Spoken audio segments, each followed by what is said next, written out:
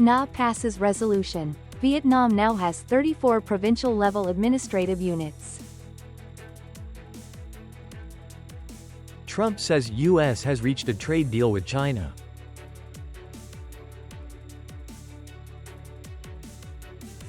Solutions to boost agricultural processing industry in Nghệ An province. Hello everyone, you're watching today's news on NTV channel. My name is Tan. Let's get started. This morning, the National Assembly officially passed a resolution to recognize provincial-level administrative units in 2025. The resolution was approved by 461 out of 465 delegates. Starting from June 12, the country would have 34 provincial-level administrative units. According to the newly approved resolution, the entire country will be organized into 28 provinces and 6 cities. Among these, 23 provinces and cities were newly formed while 11 provinces and cities were not undergo rearrangement. The resolution clearly states that competent agencies must urgently carry out necessary preparations to ensure that local governments in the newly formed provinces and cities officially operate from July 1, 2025. The existing local governments in the provinces and cities before rearrangement will continue to operate until new provincial and municipal administrations officially begin operations. Prime Minister Phạm Minh Chính and his spouse have arrived in Stockholm, beginning a 3-day official visit to Sweden at the invitation of Swedish Prime Minister. This is the first visit to Sweden by a Vietnamese Prime Minister in 6 years. Aiming to deepen bilateral relations in a substantive and effective manner. During the visit, Prime Minister Phạm Minh Chính will hold talks with Swedish leaders, chair the Vietnam-Sweden Economic Forum, work with major corporations and deliver a speech at a leading university. Sweden was the first Western country to establish diplomatic relations with Vietnam.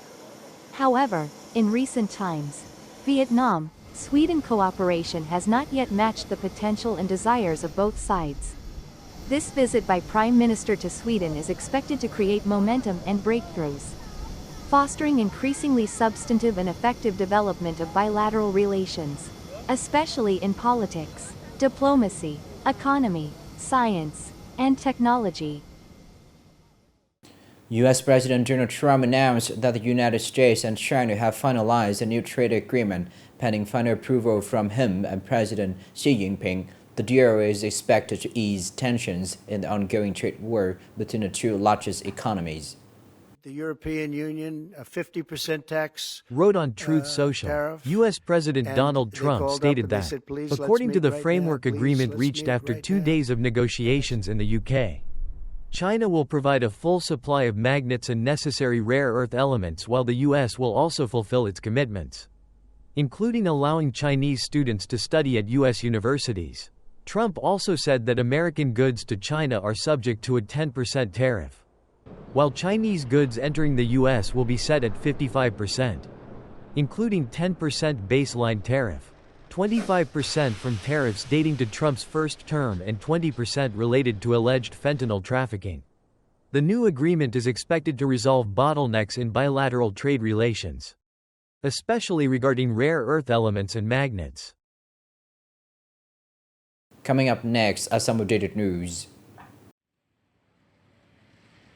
Russian President Vladimir Putin announced that Russia currently possesses the world's most modern and advanced nuclear arsenal, with 95% of its strategic nuclear forces having been modernized.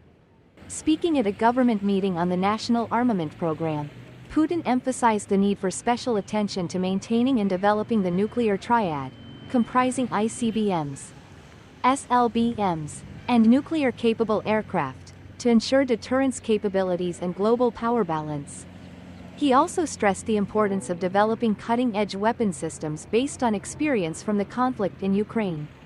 According to U.S. defense officials, Russia currently has the world's largest and most diverse nuclear arsenal with 4.380 nuclear warheads, while the U.S. has 3.708 warheads.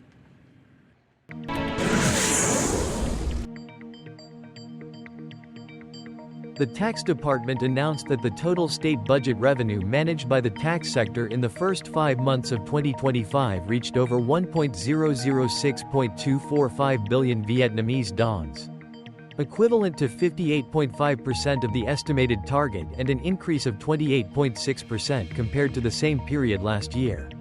This result reflects the sector's efforts in modernizing tax management, reforming administrative procedures, and supporting taxpayers amidst a positive economic recovery.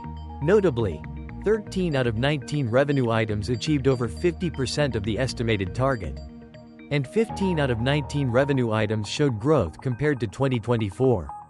35 out of 63 localities achieved good revenue, over 50% of the estimated target, while 6 localities were below 40%.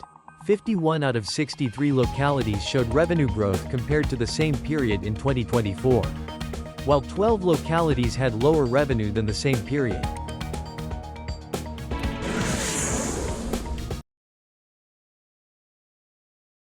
The National Center for Hydrometeorological Forecasting announced that Typhoon No1 is currently active just west of the Hoang Sa, Paracel, archipelago. At approximately 17.0 degrees north latitude, 110.4 degrees east longitude. It is forecast that by the morning of June 13, the typhoon will approach the southern part of Hainan Island, China, strengthening to Category 10, with gusts up to Category 13. By June 14, the typhoon will move into the Leizhou area with wind speeds decreasing to Category 9, and then weaken into a tropical depression by June 15. Due to the influence of the typhoon, from last night until this morning, the central region experienced very heavy rainfall, with precipitation at Bac Ma, Hue, reaching up to 366.8 millimeters, and Hua Hiep Bac, Da Nang, 333.8 millimeters. From now until tomorrow, the central region will continue to experience heavy rain, with some areas receiving over 350 millimeters.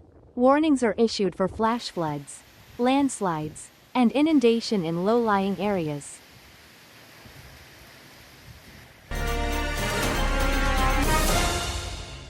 Each year, Nghệ An produces millions of tons of agricultural products, making a significant contribution to local economies and supplying abundant source of raw materials for the processing industry. However, most of these products are still sold in raw form. At the same time, the province's agricultural processing sector remains more unskilled, with only a modest amount of deep processed products meeting export standards. In recent years, the 3.000 hectare pineapple raw material area in Queen Thang, Tan Thang, and Queen Chau communes in Queen Lu district has created stable employment and income for local residents. In particular, the establishment of a processing plant by NaFoods Group right in the raw material area has provided a strong foundation for locals and authorities to feel confident in maintaining and developing pineapple cultivation. The pineapple raw material area creates income and stable jobs for people. In recent years, the price of pineapple has been stable. From the beginning of 2025 until now, NaFoods has consumed about 20.000 tons of fruit, and our goal is to increase the current capacity 5 times from 200 to 1,000 tons of fruit per day. NaFoods has prepared financial resources and committed to consume 50% to 70% of raw materials in this area. According to statistics, Nghệ An processes nearly 335,000 tons of fresh milk annually, about 8,750 tons of fruit juice, 360,000 tons of concentrated pineapple, over 35,000 tons of rice, more than 20,000 tons of seafood, 80,000 to 100,000 tons of cassava starch, 120,000 tons of sugarcane, about 125 million liters of traditional and industrial fish sauce, around 12,500 tons of industrial tea. The number of processing facilities and the output of various agricultural products, seeds, and medicinal herbs have also increased. However, in terms of potential, it is still very modest. So solutions are needed to promote the development of this field in the coming time. This is the end of the show today. Thank you for watching.